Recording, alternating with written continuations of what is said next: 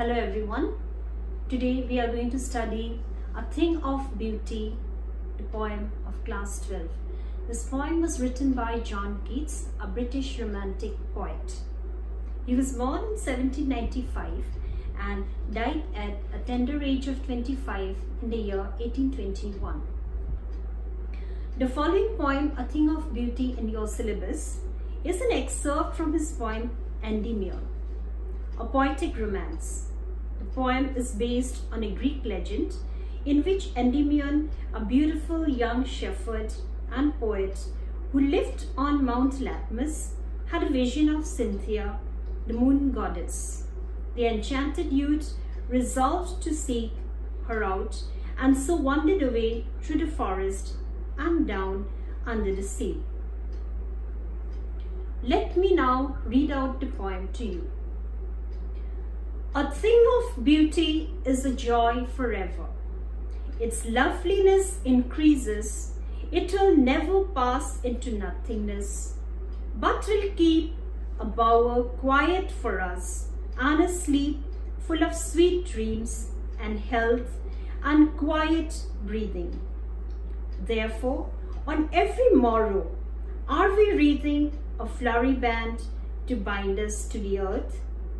Spite of despondence, of the inhuman dirt, of noble natures, of the gloomy days, of all the unhealthy and o'er-darkened ways made for our searching, yes, in spite of all, some shape of beauty moves away the pall from our dark spirits. Such to sun, the moon, trees old and young, sprouting a shady boon for simple sheep, and such are daffodils with the green world they live in, and clear rills that for themselves a cooling covert make. 'Gainst a hot season, the mid-forest brake, rich with a sprinkling of fair musk rose blooms, and such too is the grandeur of the dooms we have imagined for the mighty dead. All love tales that we have heard or read, an endless fountain of immortal drink pouring unto us from the heavens' brink. Now I'm going to explain the poem. A thing of beauty is a joy forever. Here the poet tells us the effect of beautiful things on our soul, which is not temporary, but it is eternal. Its loveliness increases. It will never pass into nothingness. Whatever happiness we get from a thing of beauty, it will never become a void in our life. It will never be a zero in our life. But that happiness will keep on increasing. It will at times keep a bower quiet for us and a suite full of sweet dreams and health and quiet breathing. That happiness that we get from a thing of beauty, at times when we will recall it, it will provide us a bower. A bower means a shady place where we can relax. And a sleep, it will give us sleep full of sweet dreams. It will give us good health and quiet breathing. That means it will rejuvenate us. Sometimes when we go for vacations and all, we feel rejuvenated after seeing all the good things there. A thing of beauty can be anything.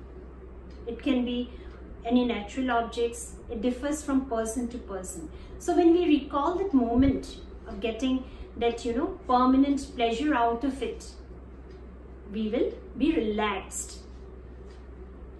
Therefore, on every morrow are we wreathing a flowery band to bind us to the earth. Therefore, is this the reason that we encircle ourselves with natural things of the earth? Spite of despondence, of the inhuman dirt, there is so much of hatred, annoyance, anger, of sadness. Some point of time we are very sad and we hate ourselves also. And some people, like they cause annoyance to us. because of our despair of the inhuman dirt of noble creatures in the present world. Like, we don't have very good human beings around us, and we become sad and we are annoyed at that. Of the gloomy days, of all the unhealthy and o'erdarkened ways made for our searching in this present world, filled with evil ways, evil people, unhealthy means of getting money, fulfilling our wishes and accomplishments.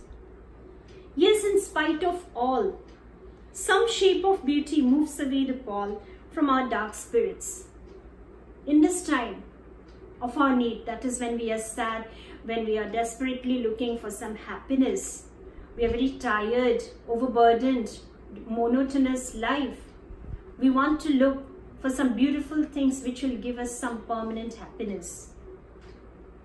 So some shape of beauty moves away the pall from our dark spirits. Yes, what are those things? The poet says, such the sun, the moon, trees old and young, sprouting a shady boon for simple sheep, and such are daffodils with the green world they live in, and clear rills that for themselves a cooling covert make. So the happiness that you get out of a natural object, by binding yourself, encircling yourself with a natural object. If you're not happy, you go out in the sunshine, you feel happy. Go out in the moonlight, you feel happy. Trees, enjoy the trees, the beauty of the trees, old and young, sprouting a shady boon. You're feeling very hot inside, but if you really go out and find a shady bower there under a tree, that is again just inexplicable. And even the daffodils, the beauty of the daffodils, with the green world they live in, it gives a pleasure to the eyes. And clear rills that for themselves a cooling covert make.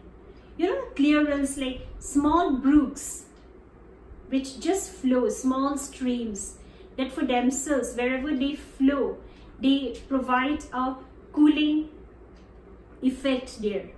But it is not being displayed for public. We can't see it.